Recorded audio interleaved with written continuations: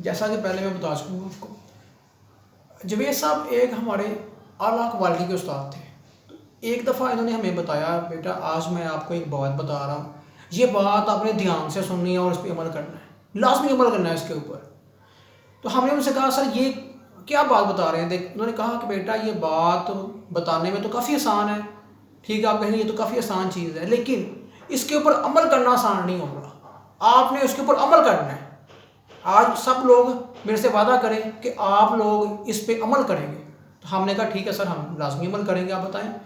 तो जवेद साहब ने कहा कि ज़िंदगी में दो रास्ते आपको मिलेंगे। एक रास्ता वो है जो रिज़्क़ हलाल आपको जिस रास्ते पे लेके चलेगा, दूसरा रास्ता वो है जो रिज़्क़ हराम आपको उस रास्ते पे लेके चलेगा।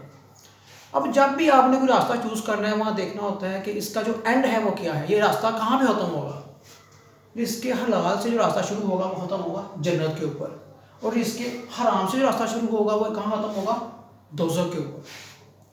तो अब उन्होंने कहा बेटा ये उसकी वजह क्या है। उन्होंने कहा देखिए जो आदमी रिज़्क़ हराम खाएगा ना, उसकी दुआ कबूल नहीं हो सकती, ठीक है। तो जाहिर सी बात है उसके लिए काफ़ी मुश्किल है कि वो जन्नत में जा सके।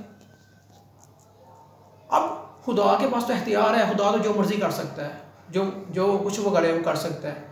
लेकिन यहाँ पे जो चीज़ वाज़ेह नज़र आ रही है वो ये है कि आप अगर इसके हराम को फॉलो करेंगे तो आपका जो लास्ट जो एंड होगा आपका वो काफ़ी ख़राब होगा।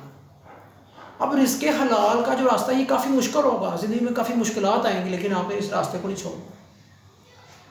रिज़्क़ हराम का जो रास्ता होगा वो काफ़ी आसान होगा, उस रास्ते में काफ़ी आसानियाँ होंगी आपके लिए, लेकिन उसका जो एंड है, जो उसका अख्ताम है, जब वो ख़त्म होगा तो उसका जो लास्ट होगा वो बहुत ही बुरा होगा। उसकी जो लास्ट स्टेज है वो बहुत ही बुरी है। अगर आप रिज़्क़ हराम यूज़ करते हैं तो आपका जो लास्ट जो होगा, उसका जो लास्ट स्टेज आएगी उसकी वो बहुत ही ख़राब है। वो कहाँ पे ले जाएगी आपको, वो दोज़ख की तरफ लेके जाएगी आपको।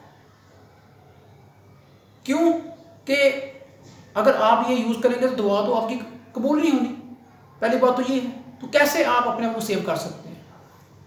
तो कहने का मतलब ये है कि रिज़्क़ हलाल का जो रास्ता है ये काफ़ी मुश्किल रास्ता होगा, रिज़्क़ हराम का रास्ता काफ़ी आसान होगा, लेकिन उसका जो एंड होगा वो काफ़ी बुरा होगा। शुक्रिया।